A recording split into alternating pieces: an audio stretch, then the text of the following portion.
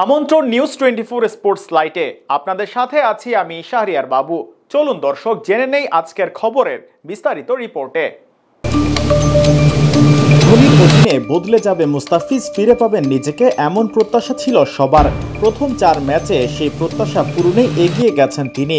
9 wicket শিকার করে purple ক্যাপটার মালিকও হয়েছিলেন ফিজ। এত দারুণ শুরুর পরও 2 কোটি রুপির মুস্তাফিজ দলের কাছ থেকে পাবেন না তার দামের পুরোটা অর্থ। তবে কি কারণে দামের পুরো টাকাটা পাবে না ফিজ, চলুন সেটাই জেনে নেওয়া যাক। এবার নিলামে মুস্তাফিজের দিকে চোখ ছিল চেন্নাই সুপার কিংসের। তাদের পরিকল্পনার অংশ হিসেবে যে ছিলেন কাটার মাস্টার, সেটার প্রমাণ তারা দিয়েছে প্রথম ম্যাচ থেকেই মুস্তাফিজকে দলে রেখে।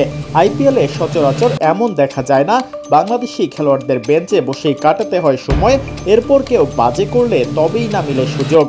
তবে চেন্নাইয়ের পরিকল্পনায় যে সত্যিই ছিলেন ফিজ, সেটা প্রথম ম্যাচ থেকেই তাকে দলে রেখে প্রমাণ করে দিয়েছে তারা। রয়্যাল চ্যালেঞ্জার্স বেঙ্গালুরুর বিপক্ষে প্রথম ম্যাচেই 4 উইকেট শিকার করে ম্যাচ সেরা হয়ে যান তিনি। পরের ম্যাচে আরও 2 উইকেট শিকারের পর তৃতীয় ও চতুর্থ ম্যাচ মিলিয়ে এখন ফিজের উইকেট সংখ্যা দাঁড়িয়েছে 9টিতে। মাত্র 2 কোটি রুপির বিনিময়ে এমন দারুণ এক পারফর্মার তারা দলে পেলেও মুস্তাফিজ পাবেন না নিলাম হতে পাওয়া তার দামের 2 কোটি রুপি। তবে কেন পুরো টাকা পাচ্ছেন না কাটার মাস্টার? প্রশ্নের উত্তরটা বেশ সহজ। আইপিএল এর নিয়ম অনুযায়ী একজন খেলোয়াড়কে পুরো টাকা পাওয়ার জন্য সব ম্যাচের একাদশে থাকতে হবে না।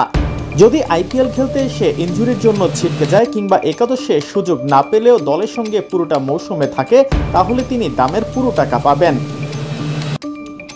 যেহেতু দলের সঙ্গে পুরোটা মৌসুম থাকবেন না ফিজ, তাই দামের 2 কোটি রুপি পাওয়া যাবে না কাটার মাস্টারের। আগামী মাসে দ্বিপাক্ষিক সিরিজ খেলতে বাংলাদেশে আসবে জিম্বাবুয়ে, যেখানে অনুষ্ঠিত হবে মোট 5টি টি20 ম্যাচ। এই সিরিজকে সামনে রেখে ফিজকে ফিরিয়ে আনবে বিসিবি। আগামী 3 মে শুরু হবে সিরিজের প্রথম ম্যাচ এবং শেষ ম্যাচ হবে 12 তারিখে। বিসিবি যখন আইপিএল খেলার জন্য ফিজকে এনওসি দেয়, সেটা ছিল 30 এপ্রিল পর্যন্ত, অর্থাৎ 1 তারিখ দলের সঙ্গে থাকতে হবে তাকে। 12 তারিখ পর্যন্ত সিরিজ খেলার পর তিনি আবার যেতে পারবেন চেন্নাইয়ের শিবিরে। এখন বিষয় হচ্ছে এই সময় চেন্নাইয়ের কয়টি ম্যাচ মিস করবেন মুস্তাফিজ। শুরু থেকে 30 এপ্রিল পর্যন্ত মোট 9টি ম্যাচ অনুষ্ঠিত হবে, যার সবগুলোতেই থাকা হচ্ছে তার। 1 তারিখ দেশে ফিরে আসার পর সিরিজ চলবে 12 তারিখ পর্যন্ত। এ সময় আরও 4টি খেলা অনুষ্ঠিত হবে চেন্নাইয়ের। গ্রুপ পর্বে তাদের শেষ ম্যাচটি অনুষ্ঠিত হবে 18 মে। জিম্বাবুয়ে সিরিজের জন্য মোট 4টি ম্যাচ মিস করবেন মুস্তাফিজ। যদি গ্রুপ পর্বের 14 ম্যাচের হিসাব করা হয়, তবে প্রতি ম্যাচে পাবেন 14,30,000 রুপি, অর্থাৎ 4 ম্যাচের জন্য কমবে প্রায় 57 লাখ রুপি। ম্যাচের সংখ্যা বাড়লে তবে কমে যাবে ম্যাচ প্রতি আয়ের পরিমাণ। তখন সম্ভাব্য 4 ম্যাচের জন্য সে অনুযায়ী অর্থ কেটে রেখে বাকিটা দেয়া হবে পারিশ্রমিক হিসেবে।